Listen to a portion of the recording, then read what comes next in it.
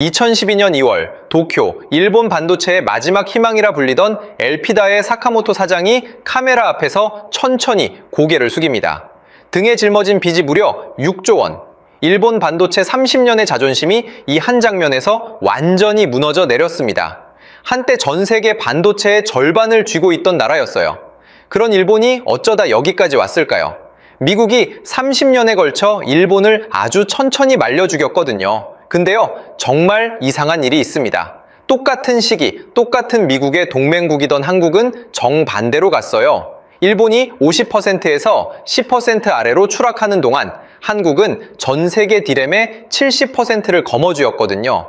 세계 42위 변방이던 나라가 말이죠. 도대체 왜 둘의 운명이 이렇게까지 갈렸을까요? 미국이 일본을 박살낸 그 무기가 왜 한국한텐 단 하나도 통하지 않았을까요? 오늘 그 40년의 비밀을 처음부터 끝까지 풀어드리겠습니다. 자, 그럼 그 비밀을 제대로 풀려면 시계를 한참 뒤로 돌려야 합니다. 지금으로부터 40여 년 전 1983년으로요. 1983년 2월 8일 도쿄의 오쿠라 호텔이었습니다. 한 노인이 며칠째 잠을 이루지 못하고 있었어요. 나이는 74살. 삼성을 맨손으로 일으킨 창업주 이병철이었습니다. 생각해보세요. 70이 넘은 나이면 보통은 그동안 쌓아 올린 걸 조용히 지키고 싶을 때잖아요. 근데 이 노인은 정반대였습니다. 회사의 운명을 통째로 걸어야 하는 인생에서 가장 위험한 도박을 앞두고 밤을 새우고 있었거든요. 그 도박의 이름이 바로 반도체였습니다. 당시 반도체라는 게 어떤 물건이었냐면요. 미국이나 일본 같은 세계에서 제일 잘 사는 나라들이나 겨우 손대는 첨단 중의 첨단이었어요. 땅덩어리는 작고 자원이라고는 없고 변변한 기술 하나 없던 나라. 그런 한국이 그것도 74살의 노인이 거기에 뛰어들겠다고요? 누가 들어도 헛소리처럼 들릴 만한 이야기였습니다. 그래도 그 새벽 이병철은 결국 전화기를 들었어요. 서울의 홍징이 회장에게 도쿄에서 국제전화를 걸어 며칠을 짓눌렀던 결심을 꺼냈습니다. 반도체 우리가 한다. 훗날 사람들은 이 결단을 가리켜 28 동경부상이라고 부르게 됩니다. 그리고 한 달 뒤 삼성은 반도체 사업 진출을 세상에 공식 선언하죠. 근데요, 사실 이병철은 이 결심에 이르기까지 이미 한번 처참하게 문전박대를 당한 적이 있었습니다. 일본의 반도체 강자였던 NEC를 찾아가 기술을 조금만 나눠달라고 고개를 숙였던 거예요. 돌아온 대답은 차가웠다고 전해집니다. 돈은 빌려줄 수 있어도 기술은 안 된다. 그러니까 너희는 그냥 우리가 만든 물건이나 사쓰라는 그런 얘기였던 거죠. 이병철을 비웃은 건 일본 기업만이 아니었습니다. 당시 일본의 미쓰비시 연구소는 아예 보고서를 한 편 내놓았어요. 제목이 뭐였냐면요. 삼성이 절대 성공할 수 없는 5가지 이유였습니다. 하나, 내수 시장이 너무 작다. 둘, 뒤를 받쳐줄 관련 산업이 빈약하다. 셋, 도로와 항만 같은 기반 시설이 부족하다. 넷, 회사 규모가 형편없이 작다. 다섯, 가진 기술 수준이 너무 낮다. 조목조목 5가지 이유를 들이밀면서 한국은 절대 안 된다고 아주 못을 박아버린 겁니다. 더 뼈아픈 건 따로 있었어요. 이 비웃음이 나라 밖에서만 들려온 게 아니었다는 거예요. 한국 정부 안에서도 경제기획원이며 KDI 같은 전문가들이 하나같이 말렸거든요. 무리한 도박이다. 회사가 통째로 휘청한다. 제발 그만두라고요. 그러니까 안과 밖이 똑같은 목소리로 모두가 미쳤다고 한 겁니다. 그리고 솔직히 그 말이 틀린 것도 아니었어요. 숫자를 들여다보면 더 그렇습니다. 그 무렵 삼성 반도체의 세계 순위는 42위였어요. 1년을 꼬박 팔아봐야 매출이 9,500만 달러 남짓한 말 그대로 변방 중의 변방이었습니다. 반대편의 일본은 어땠을까요? 전 세계 메모리 반도체의 80%를 혼자서 집어삼키고 있었어요. 세계 1위부터 10위까지 그 가운데 무려 6곳이 일본 회사였고요. 그러니까 이건 동네 구멍가게가 세계 최강의 대기업한테 한판 붙겠다고 선언한 꼴이었던 거예요. 누가 봐도 안 되는 싸움. 계란으로 바위가 아니라 계란으로 거대한 산을 치겠다는 소리였죠. 근데 말이죠. 이 사람들은 그 비웃음 앞에서 끝내 포기하지 않았습니다. 세상이 다 손가락질하며 등을 돌린 바로 그 순간에 아무도 쳐다보지 않는 곳에서 조용히 다른 길을 닫기 시작했거든요. 그렇게 조용히 시작한 한국이 가장 먼저 손을 댄 게 D램이라는 메모리 반도체였습니다. 그런데 그 결과가요, 정말이지 아무도 예상 못한 방식으로 터져버립니다. 선언하고 나서 겨우 6개월, 1983년 11월, 삼성은 64K D램이라는 걸 자기 힘으로 개발해냅니다. 이게 얼마나 대단한 일이냐면요, 당시 이 기술을 가진 나라가 미국하고 일본 딱 둘뿐이었어요. 그 뒤를 이어 한국이 세 번째 나라가 된 겁니다. 선진국하고 무려 10년이나 벌어져 있던 기술 격차를 단숨에 3, 4년 수준으로 좁혀버린 거예요. 모두가 미쳤다고 했던 그 도박이 반년 만에 첫 결과를 토해낸 거죠. 오죽하면 한국을 그렇게 비웃던 일본 언론조차 충격이라는 말을 썼겠어요. 근데 여기서 진짜 흥미로운 대목이 하나 있습니다. 하필 왜 이때 한국이 이렇게 치고 나갈 수 있었을까요? 바로 미국의 시선이 온통 일본에만 쏠려 있던 시기였거든요. 당시 미국 입장에선 일본이 너무 무서웠어요. 세계 반도체를 절반 가까이 집어삼킨 거대한 코끼리 같은 존재였으니까요. 그래서 미국은 이 코끼리를 잡으려고 작정을 합니다. 1985년 플라자 합의로 엔화 가치를 강제로 끌어올리고요. 1986년엔 반도체 협정을 맺어 일본 시장을 억지로 열게 만들고요. 1987년엔 슈퍼 301조라는 무역 보복 카드까지 꺼내듭니다. 그러니까 미국이라는 사냥꾼이 코끼리 한 마리를 잡느라 온 신경을 쏟던 그때, 한국이라는 작고 빠른 치타는 미국의 레이더에 아예 잡히지도 않았던 거예요. 세상이 다 일본만 쳐다보고 있을 때 한국은 그 틈에 조용히 몸집을 키우고 있었던 거죠. 자, 그런데 말입니다. 여기서 한 가지 질문을 던져봐야 돼요. 똑같이 반도체를 하는데 왜 일본은 그 무기에 무너지고 한국은 멀쩡했을까요? 그 답의 첫 단추가 두 나라 회사의 생긴 모양 자체가 달랐다는 데 있습니다. 상상해 보세요. 메뉴를 100가지쯤 파는 아주 크고 번듯한 식당이 하나 있어요. 한식도 팔고 일식도 팔고 중식에 양식까지 다 합니다. 그런데 어느 날 양식 코너가 영 장사가 안 돼요. 그럼 이 식당 주인은 어떻게 할까요? 별로 고민도 안 합니다. 그냥 양식 메뉴를 새우 빼버리고 잘 나가는 다른 메뉴에 집중하면 그만이거든요. 당시 일본의 종합전자 회사들이 딱 이런 식당이었어요. 이 회사들한테 반도체는 수많은 사업부 가운데 그저 하나였던 겁니다. 적자가 좀 나면 미련 없이 접어버리면 되는 메뉴 하나. 근데 한국은 달랐어요. 삼성에게 또 나중에 하이닉스에게 반도체는 메뉴 하나가 아니라 식당 그 자체였거든요. 여기서 무너지면 회사가 통째로 사라지는 물러설 곳이 없는 외길. 그러니까 똑같이 위기가 와도 일본은 발을 뺄 수 있었고 한국은 죽기 살기로 버텨야 했던 거예요. 이 차이가 결정적으로 드러나는 게 바로 반도체라는 산업의 독특한 성질 때문입니다. 반도체는요, 묘하게도 3, 4년을 주기로 호황과 불황이 파도처럼 오르락내리락 해요. 값이 천정부지로 치솟다가도 어느 순간 바닥을 모르고 곤두박질 치거든요. 그러니까 불황이 오면 너도 나도 무서워서 투자를 딱 멈춰버립니다. 공장 짓던 것도 세우고 사람도 줄이고요. 지극히 상식적인 판단이죠. 그런데 이병철의 뒤를 이은 이건희는 바로 이 상식을 정반대로 뒤집어 버립니다. 남들이 다 겁먹고 지갑을 닫는 불황에 오히려 투자를 2배로 늘려버린 거예요. 이게 무슨 미친 짓인가 싶죠? 근데 다시 상상을 한번 해보세요. 동네 상권 전체가 불황으로 줄줄이 문을 닫는 시기예요. 다들 무서워서 가게를 접거나 몸을 잔뜩 웅크리고 있습니다. 그런데 나 혼자만 이 와중에 가게를 더 크게 늘리고 직원도 더 뽑아요. 그러다 마침내 경기가 풀리는 순간이 오면 어떻게 될까요? 손님이 갈 만한 가게가 동네에 내 가게밖에 안 남아 있는 거예요. 경쟁자들은 이미 다 사라지고 없으니까요. 이건희가 한 게 정확히 이거였습니다. 그래서 이건희는 불황이 닥칠 때마다 투자를 줄이기는커녕 더 키웠어요. 재무담당 임원들이 회사 망한다고 새파랗게 질려 말려도 그대로 밀어붙였습니다. 세상이 다 무너지는 것 같은 그 시기에 혼자서 공장을 더 크게 더 많이 지은 거예요. 한때는 일본의 네로라 하는 기업 네 곳을 다 합친 것보다도 공격적으로요. 1983년 당시 D램 가격이 어땠는지 보면 이게 얼마나 무서운 결정인지 알 수 있어요. 호황이 끝나고 불황이 닥치면 $3 하던 D램 값이 0.5달러 아래로 떨어지기도 했거든요. 무려 6분의 1 토막이 나는 거예요. 이런 살벌한 변동성 속에서 오히려 돈을 더 쏟아붓는다는 건 보통 배짱으로 할 수 있는 일이 아니었습니다. 반면 일본은 어땠을까요?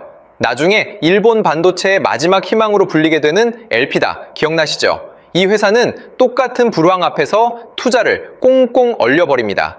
값을 후려치며 끝까지 가는 치킨 게임에서 버틸 배짱이 없었던 거예요. 한 발 물러서는 게 익숙한 식당 주인의 습성이 결국 발목을 잡은 거죠. 이렇게 두 나라는 같은 파도 앞에서 정반대로 움직였습니다. 일본은 파도가 무서워 자꾸 뒤로 물러섰고 한국은 그 파도를 정면으로 타고 넘었어요.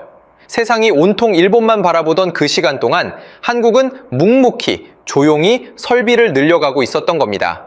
그리고 마침내 그 모든 준비가 세상 앞에 그 모습을 드러내는 순간이 찾아옵니다. 1983년 세계 42위의 변방이었던 그 회사. 모두가 미쳤다고 비웃던 그 도박이 40년이 지난 지금 어떤 결과로 돌아왔을까요? 먼저 일본부터 보겠습니다. 한때 전 세계 반도체의 절반, 50%를 쥐고 있던 그 거대한 코끼리요. 그 일본의 점유율이 지금은 10% 아래로 주저앉았습니다. 세계를 호령하던 나라가 한 자릿수로 쪼그라든 거예요. 근데요, 이게 끝이 아닙니다. 그 일본이 비운 자리를 누가 가져갔을까요? 바로 한국이었어요. 오늘날 전 세계 디램 시장에서 한국 기업들이 차지하는 점유율이 다 합치면 무려 70%에 달합니다. 이게 무슨 말이냐면요. 지금 여러분이 쓰는 스마트폰, 노트북, 그리고 전 세계 데이터 센터까지 그 안에서 기억을 담당하는 심장, 그러니까 디램이 들어간 전자기기 10대를 늘어놓으면요. 그중 7대의 심장이 한국산이라는 얘기예요. 세계 10대 중 7대. 더 재미있는 건 그 70% 안에서의 순위입니다. 한때 만년 2인자처럼 여겨지던 SK 하이닉스가 2025년 기준으로 38%를 차지하며 삼성을 앞질렀거든요. 삼성은 32%로 그 뒤를 따르고요. 한국 기업끼리 1위 자리를 두고 다툴 정도로 이 시장을 완전히 손에 쥔 겁니다. 생각해보세요. 1년 매출이라고 해봐야 9,500만 달러였던 세계 42위의 그 구멍가게가요. 40년 만에 세계 전체를 지배하는 자리에 올라선 거예요. 이건 산업 역사상 전례를 찾기 힘든 그야말로 대역전극이었습니다. 이걸 가장 뼈아프게 받아들인 건 다름 아닌 일본이었어요. 일본의 대표 신문인 요미우리는 이렇게 평가했습니다. 기술 개발을 소홀히 한 탓에 일본을 대표하던 기업이 신흥 강자에게 패배했다고요. 쌍케이는 한술 더 떴어요.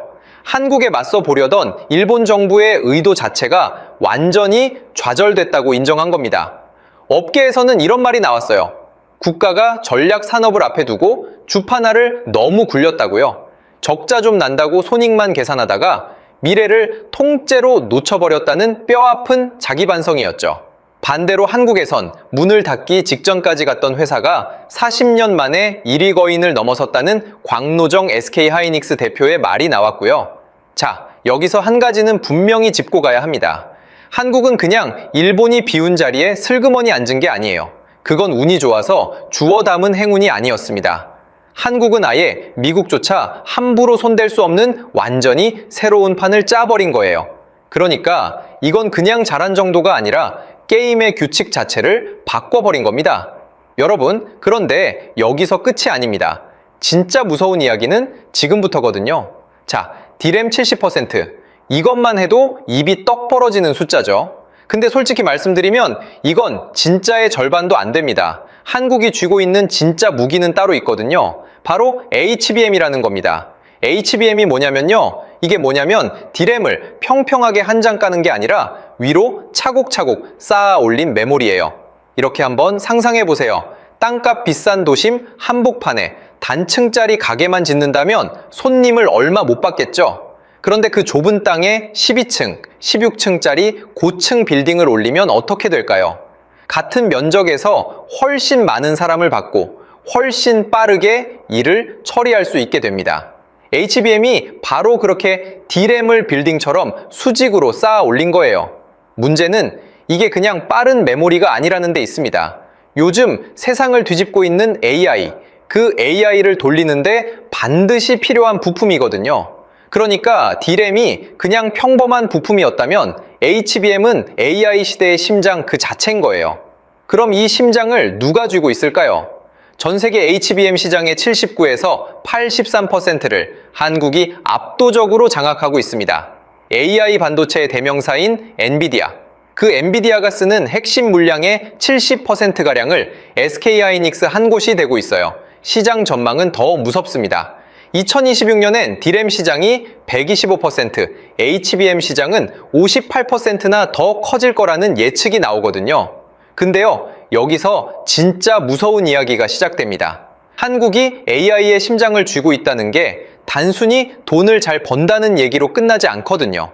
이게 바로 미국이 한국을 함부로 건드리지 못하는 이유가 됩니다. 2026년 1월 미국 상무장관 러트닉이 으름장을 놔두었어요. 미국에 공장을 짓든가 아니면 100% 관세를 맞든가 둘 중 하나를 고르라고요. 얼핏 들으면 무시무시한 협박 같죠. 근데 전문가들의 분석은 정반대였습니다. 한국산 메모리에 100% 관세를 때리는 순간 가장 먼저 멈춰 서는 게 미국의 AI 기업과 빅테크라는 거예요. 한마디로 한국을 때리려고 던진 돌이 부메랑이 돼서 미국 자신의 머리를 친다는 거죠. 점유율이 어느새 미국 경제의 목줄을 쥔 급소가 돼버린 겁니다. 그럼 이런 생각이 드실 거예요. 그렇게 중요하면 미국이 그냥 자기들이 직접 만들면 되는 거 아닌가요? 실제로 미국은 칩스법이라는 걸 만들어서 70조 원이 넘는 돈을 반도체에 쏟아붓고 있습니다. 그런데요, 돈을 아무리 부어도 안 되는 게 있더라는 거예요. 당장 공장을 돌릴 숙련된 엔지니어가 없고요. 공장 짓는 건설비는 한국의 2배가 넘게 들고요. 완공 날짜는 자꾸만 뒤로 밀립니다. 그래서 결국 미국이 어떻게 했냐면요. 오히려 한국 기업한테 우리 땅에 와서 공장 좀 지어달라고 손을 내밀었어요. SK하이닉스는 인디애나에 5.4조 원짜리 공장을, 삼성은 테일러에 거대한 공장을 짓기로 합니다. 여기서 진짜 아이러니한 장면이 하나 있습니다. 러트닉이 그 관세 으름장을 놓은 곳이 다름 아닌 미국 마이크론의 공장 착공식 자리였거든요. 한쪽으론 자국 기업을 띄우면서 다른 한쪽으론 한국한테 와달라고 애원하는 그 모순 자체가 지금 한국이 어떤 위치에 서 있는지를 정확히 증명해 주는 겁니다. 이건 돈으로 살 수 있는 게 아니었어요. 40년 동안 한 우물만 판 사람들과 그 위에 쌓인 생태계, 그 헤리티지는 70조 원을 부어도 단숨에 따라잡을 수 있는 게 아니었던 거죠. 물론 이 모든 게 마냥 장밋빛 미래인 것만은 아닙니다. 냉정하게 짚어야 할 부분도 분명히 있거든요. 먼저 한국이 모든 걸 다 독식한 것처럼 들렸다면 그건 좀 과장입니다. HBM 시장에서도 미국의 마이크론이 21%가량을 쥐며 실질적인 3위로 바짝 추격하고 있거든요. 심지어 우리 안을 들여다보면 삼성조차 마냥 탄탄했던 건 아니에요. 삼성은 2024년 2월부터 2025년 9월까지 약 19개월간 수율 문제로 엔비디아 공급망에서 밀려났다가 겨우 돌아왔습니다. 그러니까 지금의 영광은 사실상 SK하이닉스의 독주에 가깝다는 거예요. 한국 안에서도 격차가 벌어지고 있는 셈이죠. 게다가 이 호황이 영원할 거라는 보장도 없습니다. D램은 원래 변동성이 심한 산업이라 불과 2023년만 해도 적자를 봤거든요. 지금의 AI 열기가 거품이라는 경고도 꾸준히 나오고요. 일본의 엘피다도 결국 한때 잘 나가던 PC용 D램 호황이 끝나면서 무너진 회사였잖아요. 잘 나갈 때 방심하는 순간 무너진다는 걸 역사가 이미 보여준 겁니다. 그리고 가장 조용한 그늘이 하나 더 있어요. 대기업들이 큰 투자를 자꾸 해외로 들고 나가면서 정작 국내 소부장 산업의 성장률은 한 자릿수에 머물고 있거든요. 밑동이 비어가는 일종의 경고 신호인 거죠. 미국의 관세와 규제라는 통상 무기도 여전히 시퍼렇게 살아있고요. 한때 세계를 호령했던 일본도 자만하다 무너졌으니까요. 그래도 한 가지는 분명합니다. 이런 약점을 다 인정하고도 한국의 합산 점유율은 여전히 79에서 83%예요. 미국이 제대로 된 대안을 만들려 해도 최소 10년은 걸리는데 그 10년 사이 AI가 어디까지 폭발할지는 아무도 모릅니다.